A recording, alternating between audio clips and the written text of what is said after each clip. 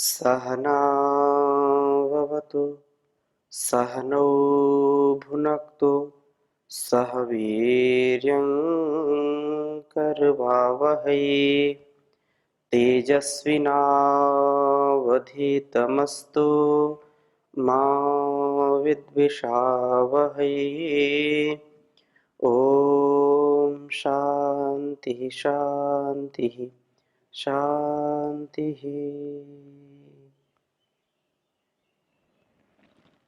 वेदों में मन का स्वरूप इस स्वाध्याय की कक्षा में आप सभी दर्शकों का, श्रद्धालुओं का, श्रोताओं का हृदय की गहराइयों से हार्दिक स्वागत है, अभिनंदन है। जब हम किसी विषय में चर्चा करते हैं, सुनते हैं, समझते हैं और निरंतरता उसमें रखते हैं तो एक न एक दिन हमारे ऐसे संस्कार बन जाते हैं कि उसके लिए हमको पुरुषार्थ नहीं करना पड़ता। हम स्वयं वैसे कर्मों में संलग्न हो जाते हैं जो वास्तव में परमपिता परमेश्वर की प्रदत्त यह ज्ञानवाणी, कल्याणी, वेदवाणी, इसको हम आत्मसात कर पाते हैं। उसके लिए हमको कोई अतिरिक्त पुरुषार्थ नहीं करना पड़ता। परंतु आरंभ में जब हम अलग अलग विषयों में, अलग अलग क्षेत्रों में फंसे होते हैं तो यह ज्ञान का मार्ग हमको कठिन लगता है। ज्ञान का मार्ग, कृपाण की धारा, ये जो ज्ञान का मार्ग है ये अत्यंत कठिन लगता है। और जब हम इस पर चलने लगते हैं, दुख सुख, लाभ हानि, जय पराजय, मान अपमान की हम जब परवाह नहीं करते हैं, उससे कभी हम विचलित नहीं होते हैं तो हम सहज रूप में आ जाते हैं, हम अथर्व हो जाते हैं, हम डामाडोल स्थिति से बच पाते हैं। यह जो बात है ये निसंदेह सत्य है। और कठोपनिषद में इसी बात को कहा, उत्तिष्ठत जाग्रत प्राप्य वरान्य बोधत क्षुरस्य धारा निशिता दुरत्यया दुर्गम पथस्तद कवयो वदंती। ये बड़ा ही जो है कठिन मार्ग है, दुरत्या दुर्गम पथस्तद कवयो वदंती। ये बड़ा कठिन मार्ग लगता है लेकिन सरल भी है। इतना सरल है कि हमारा वास्तव में स्वभाव यही है, अध्यात्म ही हमारा स्वभाव है। इसलिए हम नित्य प्रति थोड़ा स्वाध्याय जरूर करें और आप निरंतर मेरे साथ इस कार्यक्रम में जुड़ते हैं। वैदिक चैनल के माध्यम से जो वेदों का ज्ञान है वो घर घर पहुंच रहा है। आस्था हो, संस्कार हो, परम पूज्य योग ऋषि श्री स्वामी जी महाराज के पावन मार्गदर्शन में, उनके प्रेरणा से, आचार्य श्री जी की प्रेरणा से यह वेदों का ज्ञान घर घर पहुंच रहा है। और हम अपने जीवन में, अपने संतानों के जीवन में, घर परिवार के जीवन में इस वेद ज्ञान को जरूर उनका आधान करें, उनको समझाएं और इसी से कल्याण होगा। हम मन की चर्चा कर रहे हैं, आज भी मन की चर्चा करेंगे क्योंकि मन ही व्यक्ति को पवित्र बनाता है और मन ही व्यक्ति को अपवित्र बनाता है, धर्म में संलग्न करता है, अधर्म में प्रवृत्त करता है। तो अथर्ववेद के 18वें कांड के दूसरे सूक्त के 24वें मंत्र को आज आपके समक्ष रखूंगा। बहुत ही सुंदर उपदेश दिया गया है यहाँ पर। ओम माते मनो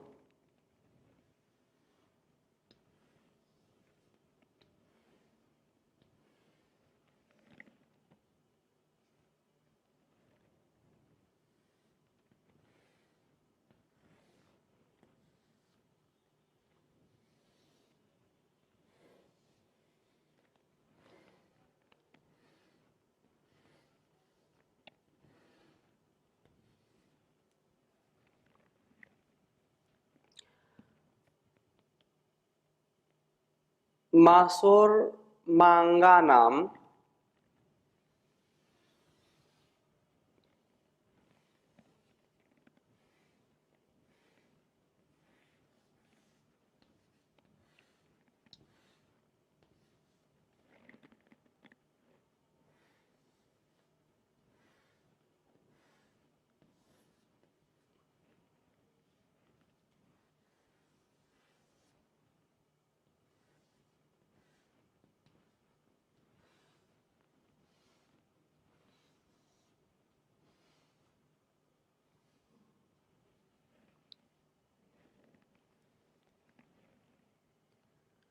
मा रसस्य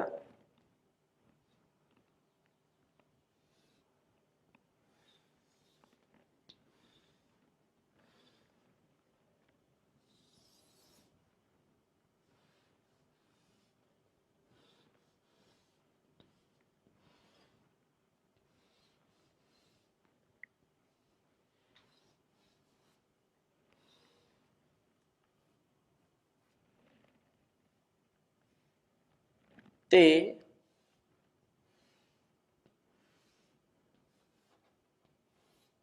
मा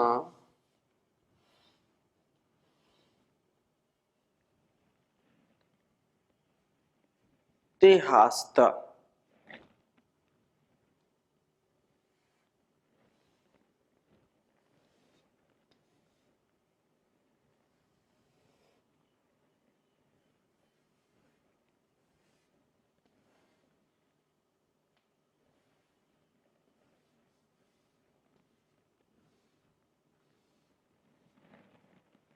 ते हास्त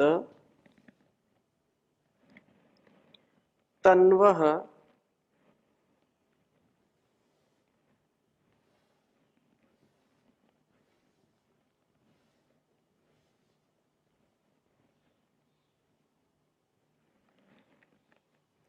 किंचनेह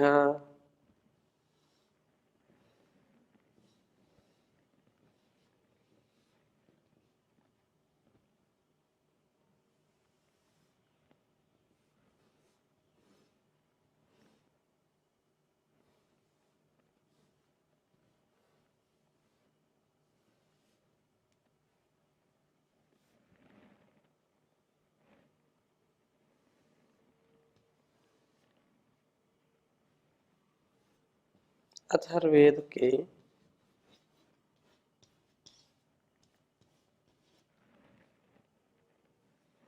18वें कांड का दूसरा सूक्त है, उसका यह 24वां मंत्र है।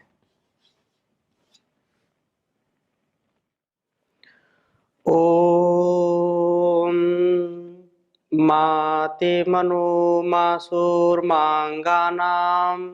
मा रसस्यते माते हास्त तन्वः किंचनेह। ओम माते मनो मासुर्मांगानां मा रसस्यते माते हास्त तन्वः किंचनेह। बहुत सुंदर बात कही इस वेद मंत्र में। हे पुरुष, ते मनहा मा हास्त, तेरा मन तुझे ना छोड़े, तेरा मन सदा सो उत्साह में रहे। इह यहाँ असोह प्राणों का कुछ भी अंश मा हस्त तुझे ना छोड़े या तुझे ना छोड़ दे। व्यक्ति का मन ही जब डामाडोल हो जाए, मन ही जब हार मान जाए, तभी व्यक्ति पराजित होता है। इसलिए उत्साह में रहना, मन को सदा उत्साहित करके रखना, यह परम आवश्यक है। इसलिए कहते हैं मन के जीते जीत है, मन के हारे हार। अगर व्यक्ति मन से हार नहीं मानता तो किसी भी क्षेत्र में वह आश्चर्यचकित कर देने वाला कार्य कर सकता है, वह अद्वितीय कार्य कर सकता है, अकल्पनीय कार्य कर सकता है, अवर्णनीय कार्य कर सकता है, यदि उसका मन उसके नियंत्रण में हो, उसका मन सदा उत्साह में रहे, शिव संकल्प से युक्त हो, कल्याणकारी संकल्प से युक्त हो।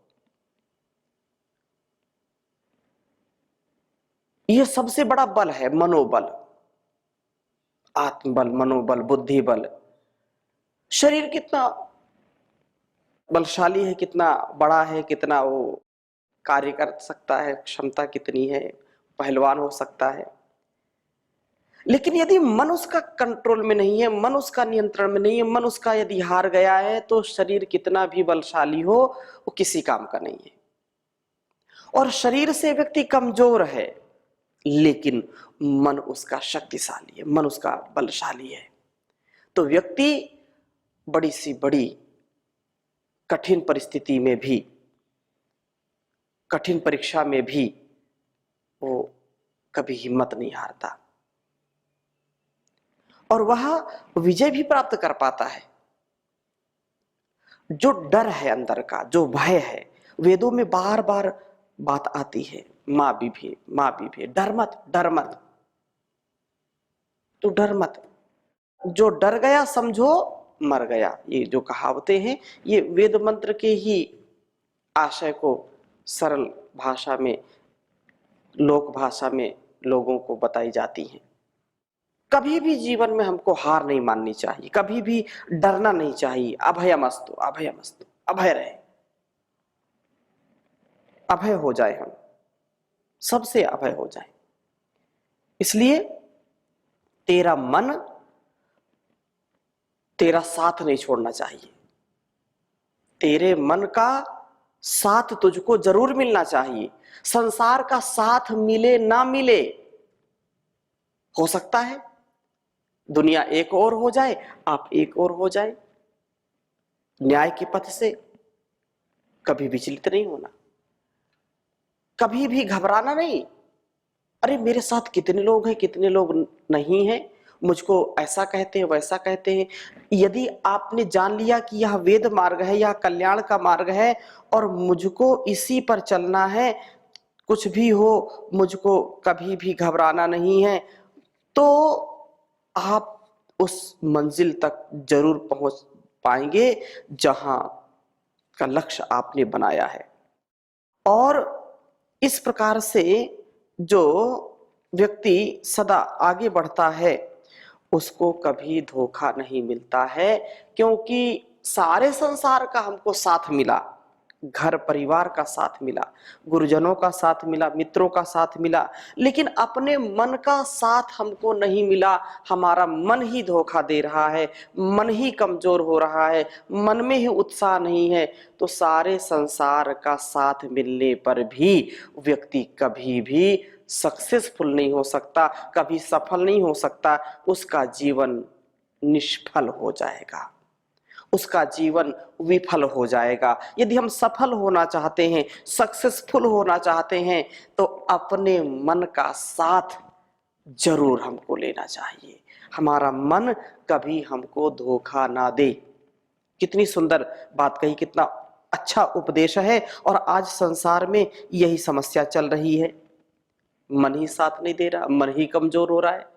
मन के कमजोर होने से व्यक्ति मृत्यु को प्राप्त हो जाता है, क्योंकि मन में वो बात आ गई। और जैसे मन में कोई गलत बात आई, हमारे अंदर वैसी हार्मोन्स का सिक्रेशन होता है। इसलिए मन को कमजोर मत बनाइए, मन को दृढ़ बनाइए, शक्तिशाली बनाइए। मन कितना कमजोर हो जाता है इसके विषय में मन, क्योंकि जो मनोविज्ञान है वो बहुत ही हमारे लिए सार्थक, बहुत ही उन्नति का पथ प्रशस्त करता है और अवनति का भी, मृत्यु का भी पथ प्रशस्त करता है। मृत्यु, सद्य मृत्यु आ सकती है। मनोविज्ञान कैसे कार्य करता है, तो प्रयोग किया गया। पहले सर्पदंश से व्यक्ति को मृत्यु दंड दी जाती थी। कोई व्यक्ति कोई दोष किया तो उसके सामने जो है सर्प से उसको मार दिया गया, अर्थात सर्प दंश से सर्प उसने उसको काटा और मर गया। एक व्यक्ति उसको देखा, अब जो देख रहा था उसने भी दोष किया, उसको भी गिरफ्तार किया, हिरासत में लिया और उसको भी बांध करके बिठा दिया। अब उसको आदेश दिया गया कि उसको भी सर्प दंश से उसकी मृत्यु की जाए, अर्थात उसको मृत्यु दंड दिया जाए, कैसे? सर्प से कटवाइए इसको, सर्प काटेगा मृत्यु हो जाएगी। जो मनोवैज्ञानिक लोग थे कि देखो मन का कैसा प्रभाव पड़ता है हमारे पूरे शरीर पर, तो इसमें परीक्षण किया गया। उस व्यक्ति की आंखों में पट्टी बांध दी गई और उसको बिठा दिया गया कुर्सी पर। अब उसको बोला गया कि अब ये सर्प लाया गया है और अब आपको जो है इससे ये डसेगा आपको और आपकी जो है मृत्यु दंड की सजा पूरी होगी, ऐसा उसको कहा गया। लेकिन जो मनोवैज्ञानिक था, जो परीक्षण कर रहा था, उसने सर्प को वहां नहीं लाने दिया और उसने कहा परीक्षण करेंगे। वो बिल्कुल नुकीली, जैसे सर्प के दांत होते ऐसी नुकीली कील से, सुई से उसको चुभो दिया। उसके हाथ में सुई चुभो दिया। सुई जब उसको लगा कि अब तो सर्प ने जो है डस लिया है, सुई जैसी चुभन हुई है, इसका मतलब सर्प के जो है दांत लग गए। और ऐसा उसने अपना मन बनाया उससे, क्योंकि उसको जानकारी नहीं थी कि ये निडिल है या सर्प के दांत हैं। और व्यक्ति थोड़ी देर बाद मर गया। बड़ा आश्चर्य हुआ लोगों को कि इसको केवल एक सुई चुभोई गई और उससे मृत्यु कैसे हो सकती है। उसका फिर जो है पोस्टमार्टम किया गया। पोस्टमार्टम रिपोर्ट में ये जानकारी आई कि इसकी मृत्यु सर्पदंश से हुई, अर्थात सर्प तो नहीं आया, नहीं डसाया गया। फिर कैसे? बोले कि इसके अंदर जो विष फैल गया वो सर्प के विष के समान था। तो कहने का आशय क्या है? कहने का आशय यह है कि जैसी हमारी धारणा होगी, जैसा मन होगा, वैसा ही हार्मोन्स का सिक्रेशन हमारे पूरे शरीर में होगा। यदि हम अच्छा विचार करते हैं, अच्छा जीवन जीते हैं, अच्छी विचारधारा से कार्य करते हैं, तो गुड हार्मोन्स का सिक्रेशन होगा, जीवनी शक्ति उससे बढ़ेगी। और यदि गलत करते हैं, नकारात्मक विचार रखते हैं, मृत्यु की हम बार बार चिंता करते हैं, तो जल्दी ही हम वैसे ही हो जाते हैं और वैसे ही हार्मोन्स का सिक्रेशन होता है। कोरोना काल आया, लोगों ने देखा, तो ये एक परीक्षण हुआ कि कोरोना से कितने लोगों की मृत्यु हुई। तो कोरोना से तो कम लोगों की मृत्यु हुई, लेकिन कोरोना के डर से ज्यादा लोगों की मृत्यु हुई। क्यों? थोड़ी सी सर्दी हो गई, हल्का सा बुखार आया, लोगों के अंदर एक विचार आ गया, डर गए, सहम गए कि मुझको तो कोरोना हुआ है, अब मुझको कोई बचा नहीं सकता। इतनी पूरे देश और दुनिया में क्या वो महामारी का मंजर था। क्यों? क्योंकि मन भी उसके साथ कार्य करता है। हॉस्पिटल में गया तो व्यक्ति वापस नहीं आया। जो हॉस्पिटल में पड़ा हुआ है, चारों ओर देख रहा है कि अरे लाशें पड़ी हुई हैं, लोग मर रहे हैं, तो अब मैं कैसे बच पाऊंगा। उसको कोरोना नहीं है, फिर भी वो मृत्यु को प्राप्त हो गया। कारण क्या है? कि मन उसका ऐसा बना कि धीरे धीरे धीरे धीरे वो पूरे शरीर में विष फैल गया। पूरे शरीर में वैसी ही जो है नकारात्मकता का संचार हो गया और व्यक्ति हार्ट अटैक हो गया या मर गया ऐसे। तो यहाँ वेद मंत्र का जो उपदेश है कि माते मनो मासोर मंगा नाम माते रसस्य ते मां, अर्थात तेरा मन मां हास्त, ये जो है ते हास्त, तेरा मन तुझे कभी छोड़ ना जाए, इसका ध्यान रखना। तेरा मन सदा तेरा साथ देना चाहिए। और कहा कि अंगा नाम, अंगों का भी कोई अंश मां तुझे ना छोड़े, तेरा कोई भी अंग विकृत ना हो, तेरे सब अंग जो हैं सशक्त हो, मजबूत हो, जो आजीवन अच्छा कार्य कर सके। ते रसस्य, जो शरीरस्थ रुधिर आदि हैं, जो रक्त आदि हैं, रस, रक्त, मांस, मेद, मज्जा, अस्थि, शुक्रवीर आदि जो भी हैं, ये तुझे छोड़ न दें। ये अर्थात 100 वर्ष तक यदि आयु है, जितनी आयु है उस आयु में ये सब अंग प्रत्यंग सारी आपकी जो शारीरिक संरचना है, प्रभु प्रदत्त जो अंग हैं, वो 100 साल तक स्वस्थ रहें। जीवे श्रद्धा शतम जो बात कही है, शृणुयाम श्रद्धा शतम, तो प्रब्रवाम श्रद्धा शतम, हम 100 वर्ष तक सुने, बोले, देखें, ये सब हमारे अंग प्रत्यंग स्वस्थ रहें। और कहा है कि माँ तुझे ना छोड़े। संक्षिप्त में, ते तन्वहा, तेरे शरीर का किंचन माँ हास्ता, कुछ भी, किंच कुछ भी, कोई भी अंग तुझे ना छोड़े। किंचन माँ हास्ता, यहां कोई भी अंग तुझसे पृथक ना हो, तो अपरिष्ट सर्वांग बना रहा। कभी भी हम, ऐसे तो संसार में कितने लोग हैं जो अपाहिज हैं, अपंग हैं, जो दिव्यांग हैं, वो अपना जीवन जीते हैं, लेकिन वो पूरा संपूर्णता से, जिनके हाथ नहीं, उनसे कभी उनकी बात पूछिए, मन की बात क्या है कि काश मेरे भी हाथ होते तो मैं भी मनचाहा जो जैसा लोग करते हैं हाथ से, वैसे मैं भी करता। जो सुन नहीं पाते उनसे पूछिए कि वो क्या चाहते हैं, वो काश वो भी शब्दों को सुन पाते।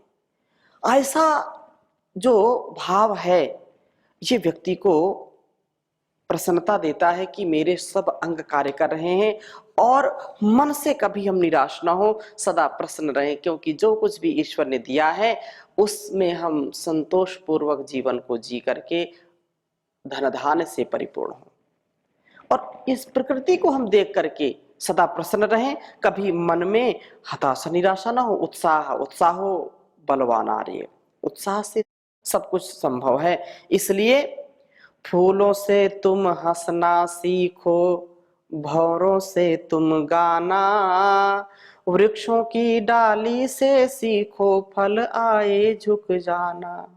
सूरज की किरणों से सीखो जगना और जगाना, मेहंदी के पत्तों से सीखो पिसकर रंग चढ़ाना, दूध और पानी से सीखो मिलकर प्रेम बढ़ाना, सुई और धागे से सीखो बिछड़े हुए को मिलाना, कोयल से तुम सीखो प्यारे मीठे वचन सुनाना, मीठे मीठे गीत सुनाकर सबका चित्त चुराना, नर्तन पा करके तुम सीखो, नर्तन पा करके तुम सीखो सुखद समाज बनाना, तीन दुखी की सेवा में ही अपना चित्त लगाना, अपना चित्त लगाना, झूठ कपट को त्यागो प्यारे सतमार्ग पर चलना,